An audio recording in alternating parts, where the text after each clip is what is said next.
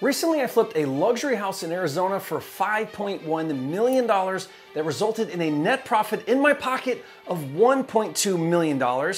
But then 8 months later, due to a crazy boom in luxury housing, that same property resold for $6.75 million, which means I could have made another $1.5 million on the deal.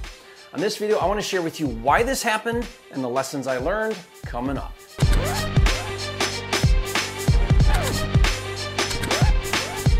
For a limited time, you can get a free copy of Jerry Norton's Quick Start Kit with everything you need to flip your first house in 30 days or less. Download it now at myquickstartkit.com.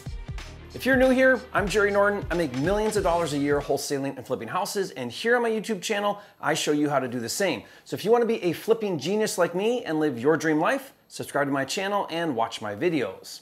As a real estate investor and especially a flipper, you never want to operate your business in the rearview mirror. Hindsight is 20/20. It's easy to second guess your decisions rather than accept what is and move forward. Your past and especially your mistakes are only a reference point to learn from, but on this video, I'm gonna Monday morning quarterback myself on a recent deal I flipped. First, let me show you what happened, the mistakes I made, and then what I learned and did on the next deal. Now, this deal was a new construction luxury flip. I bought a 1-acre property from a wholesaler in a very desirable neighborhood in Scottsdale, Arizona for just under $1 million. Then I tore down the existing home and built a 7,000 square foot luxury home to flip. Now, this is known as spec building, which means I didn't have a buyer when I started building it. Similar to fixing and flipping an existing home, spec building is when you build a new construction home that meets the market demand and then sell it after it's built for market value to a move-in ready retail buyer. Now, as you can imagine, spec building, and especially luxury spec building, requires a certain amount of expertise as well as the ability to manage risk. Now, I refer to this as risk tolerance. More on that in a minute. Well, shortly after starting the project, the COVID pandemic hit. I remember being scared out of my mind what would happen to the market. Initially, there was so much uncertainty about the economy and especially real estate, but I decided to keep going with the deal.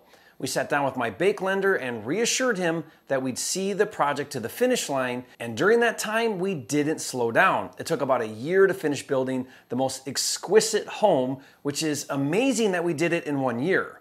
Right now, as of this recording, it would take me 2 years to build that same house due to the massive shortages in labor and material caused by inflation and the crazy high demand in the marketplace. As we were nearing completion, it started to become obvious that the market was exploding. We weren't even done yet, and agents and buyers were coming forward wanting to see it.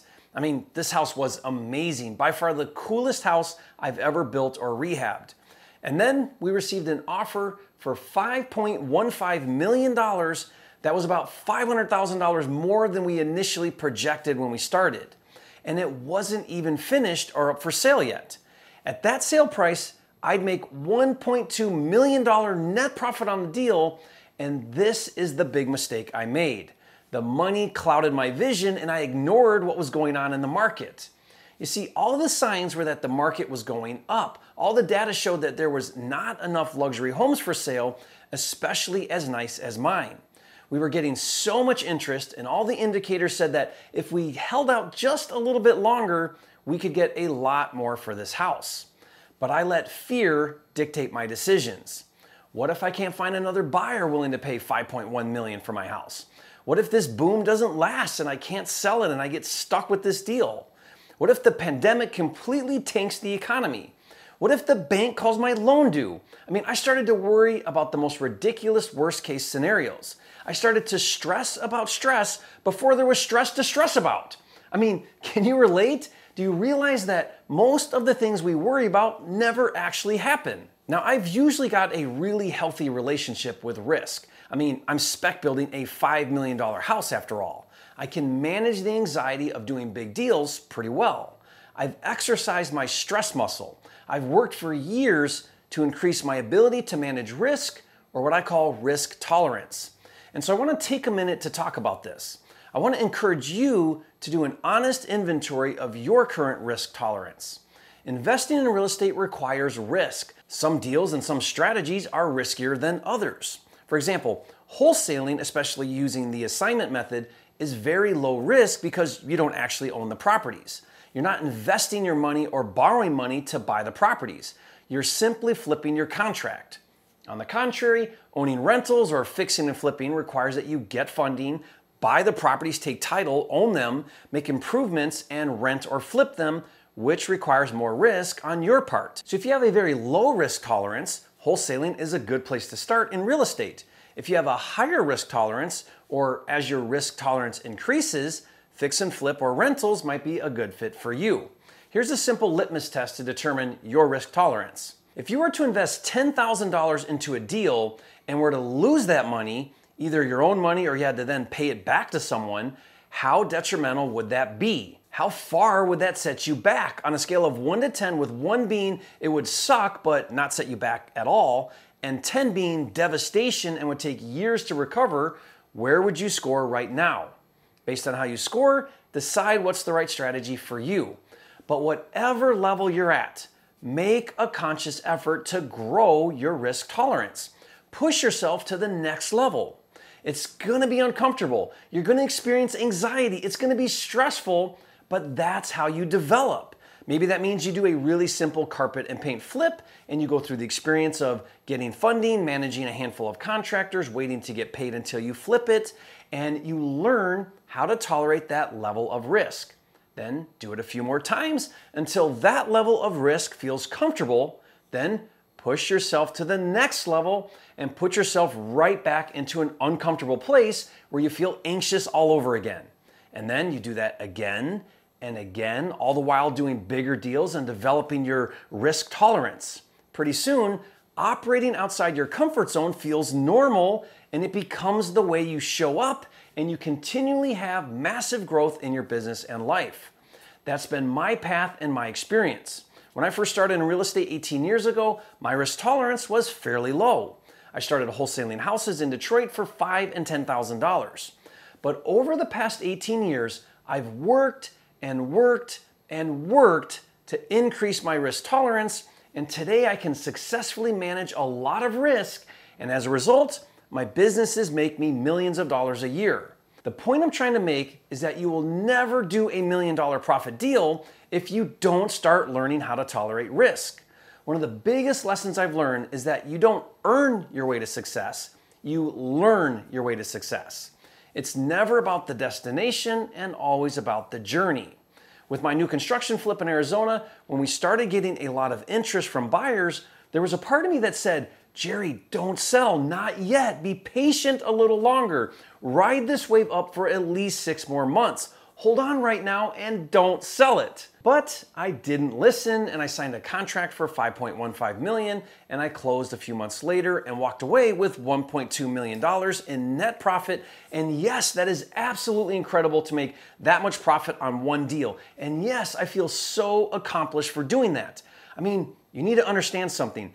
I had a written goal for 10 years to one day do a single deal that made $1 million profit.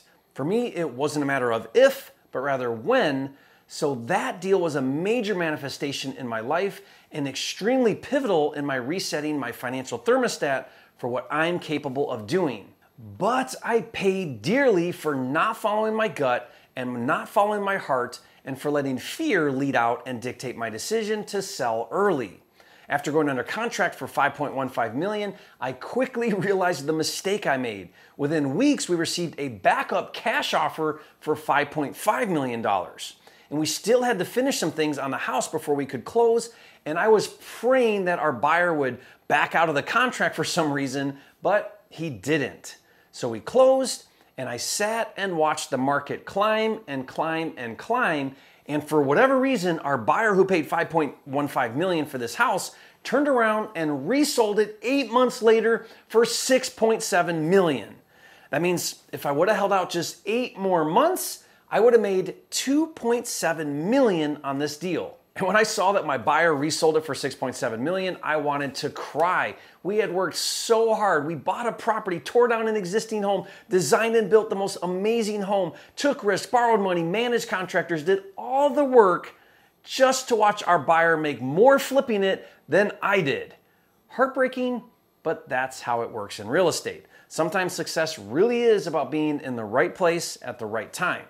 So even though I made 1.2 million and lost out on 1.5 million, it was a great learning experience. Here's why. Fast forward now another year to early 2022. I have another luxury deal very similar to this one. This was a fix and flip that I purchased for 1.8 million. I spent approximately 1 million on the rehab. We did a complete gut and redesign, including building an additional 2-car garage. It's practically new construction. So I'm all in for 2.8 million, and then when it came time to flip it, the market value was about 5 million for this house, which means I would make a net profit of over 1.5 million if I were to sell. But just like last time, all the indicators are that this house has a lot more room to go up in the current market, and this time I listened and didn't sell it. Instead, I'm giving myself 12 months to let it appreciate. I decided to furnish it and lease it for 12 months for $25,000 a month to a billionaire who's in the process of building a new house and needs somewhere temporary to live.